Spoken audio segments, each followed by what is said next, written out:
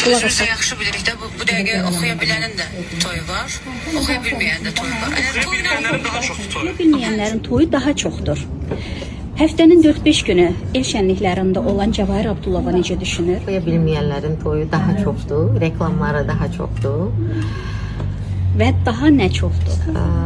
Çox abartılıdır, mentalitetə uyğun olmayan figuralar yığırlar, nə bilim, abartılı geyimlərmi falanmı, biraz özlərini çox belə qeyri-etik aparırlar səhnələrdə. Demək ki, onlara toyu qazandıran həmən o bədən formalarıdır, belə demək istəyirsiniz? Məncə bəli. Ya insanın səsi olmalıdır, ya da nəyisə, onların nəyisə var artıq. Bu çoxluq təşkil eləyir, yoxsa necədir göstəricidə? Çoxluq təşkil eləyir, artıq çoxluq təşkil Siz eləyir. canlı bütün toy oxuyursunuz. O toylarda onların gəlişi hansı təəssüratı yaradır insanlarda və sizdə? İnsanlar təbii ki, onları görəndə sevinirlər. Gözəldir hər şey. Amma qıraqdan oxuya bilən onlara baxanda təbii ki, bir balaca gülünç görür. Hələ efirlərdən deyim sizə. Gündəmi zəbt ediblər.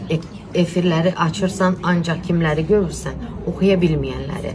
Sənətkarlar, oxuya bilənlər, səsli sənətçilər hamısı qalıb qıraqda. Bu dəqiqə ancaq onlar ortadadır. Bir də ki, baxırsan ki, xanım gəlir quzu kimi, amma canavar kimi çıxıb gedir.